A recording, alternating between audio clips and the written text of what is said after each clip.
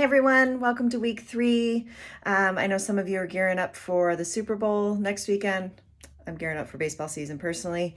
I hope you had a great weekend, got outside to enjoy some of that sunshine and fresh air, and that you're doing well start of this week. This week we are continuing our self-assessments, your self-assessments, where you're going to be looking at your personality preferences and your interest areas.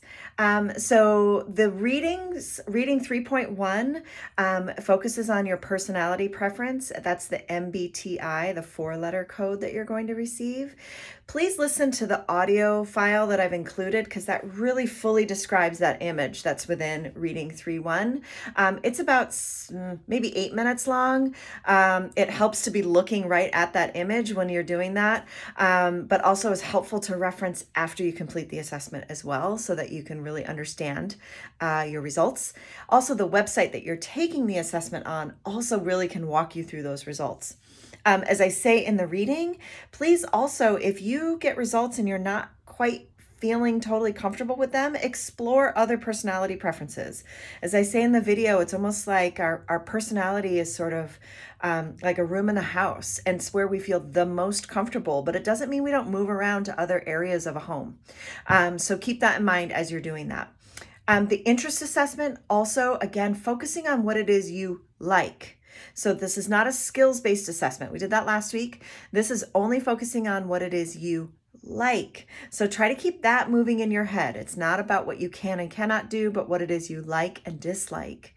At the end of both of these, what I think is really exciting is that you will get some potential career paths, majors, job titles presented to you that match up with that personality preference and those interest categories. As it says in the readings this week, this does not mean you should or must be any one of the things on that list. It's just that people who happen to share the same personality preference as you happen to do those things for a living. So one thing that always comes up for me is floral arranging. And I like flowers, and I love going to Trader Joe's and buying a fresh group of flowers and arranging them in a vase, but that's about it. I do not want to do that as a career, but it doesn't, like I said, mean that that's something I must do. Obviously, that's not what I do. So just kind of keep that in mind. This is not giving you a crystal ball reading on your future.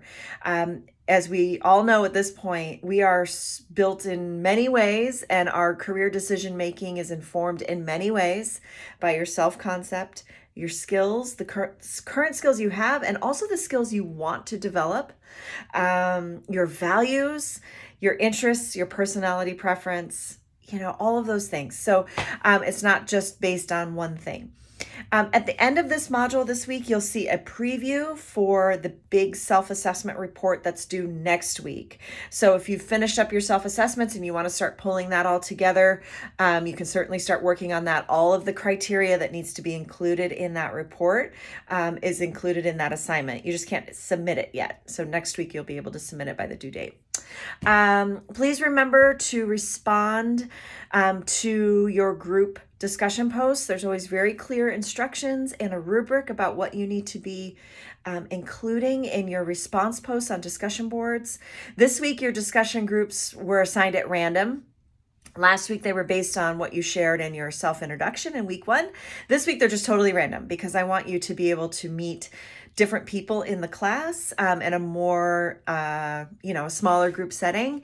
And then in a couple of weeks, I'm going to give you the option to choose members of your group. You don't have to, but if you've met somebody along the way that you're really kind of vibing with and the two of you have connected, or you have a friend in the class, I want you all to be able to work together. So let me know if you have questions. I'll be in the class this week. Looking forward to seeing what comes up for you through this last round of assessments and then moving forward next week into the career research. All right. Have a great day. Bye.